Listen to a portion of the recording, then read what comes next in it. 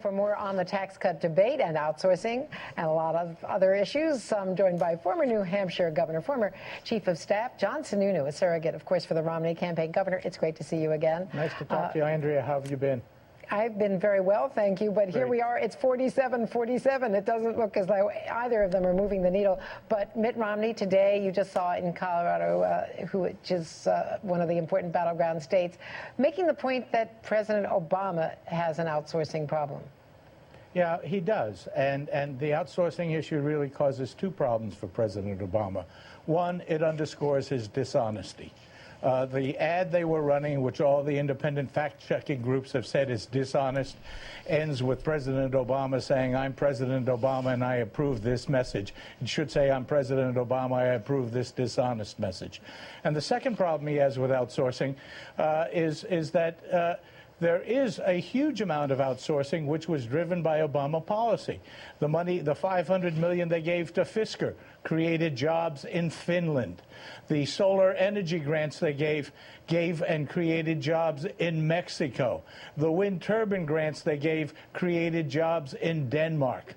So the point that I think is really interesting is that the outsourcing issue underscores how few smarts there are in this White House and in this Obama campaign, that they expose themselves to the response criticism that I think, unlike what Mr. Solisa said, is going to end up making this a winning issue for Mitt Romney.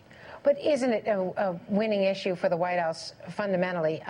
Granted that the PolitiFact folks and the Washington Post pointed out that the president's campaign ad on that issue had a lot of questions and a lot of questionable attack lines. No, they said it was wrong. A lot of questions is not right. It was wrong. Okay.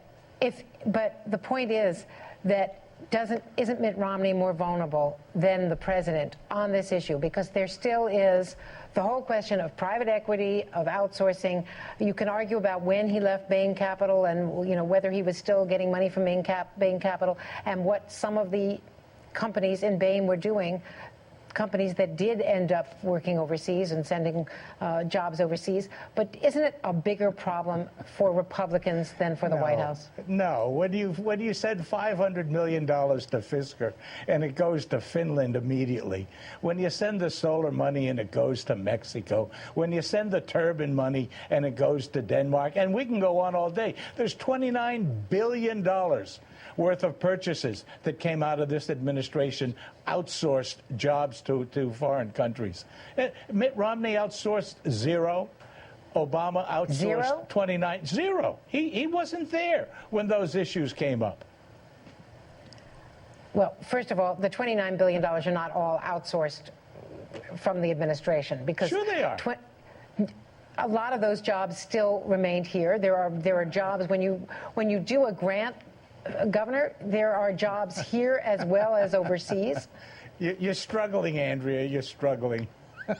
Well, first of all, these are competing claims, and we will get back to you with all of the numbers. But the point is, let's talk about the 3% you brought up. You want to talk numbers?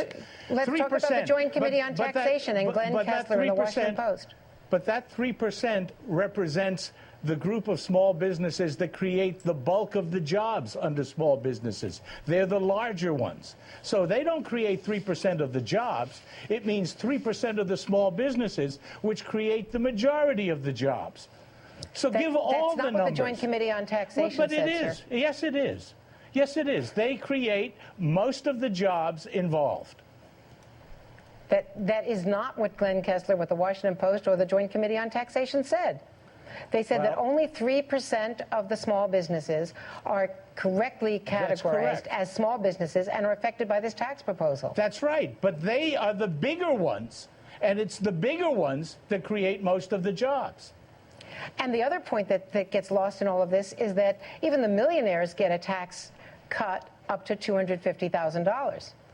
You know, it's interesting that the president, again, chooses to demonstrate why he has ruined this economy. He doesn't understand why he is behind the 8 ball with 8.2% unemployment. He's behind the 8 ball because those people who invest in jobs, that want to put money in to create jobs, look at this administration and are scared to death of things like this tax and like overregulation. All he's done with what he put out yesterday is convince them that if Obama is elected, they're taking their investment money out of the country. Governor, if you believe that tax cuts are good for the economy, why not go along with what the president suggested and why aren't Republicans supporting a tax cut for the 250,000 people and less, and then come back after the election and deal with the millionaire issue? Well, the question is why aren't the Republicans, is not why the Republicans aren't supporting that. It's why all those Democratic senators are opposing President Obama. Senator McCaskill, Tester, Conrad, there's about a half a dozen to a dozen Democrats in the Senate who will oppose this foolishness from the president. There's about 5 handfuls of Democratic representatives in the House who will oppose this foolishness. Well, you're talking, he's going to look just as bad. You're going to address because you're talking clearly about Tester, McCaskill, Ben Nelson. You're talking about, or Bill Nelson rather, in Florida. You're talking about senators in close races who are clearly not going to support what the president is doing here. Well, he's doing to his Democratic Party what he did when he sent up a budget and lost in the House by 414 to nothing, and in the Senate 98 to nothing.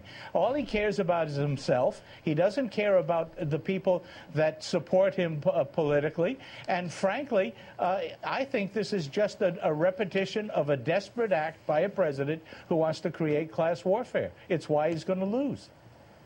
To be continued. Always a pleasure to see you, Governor. Thank you, Andrea. Very much. Best to you.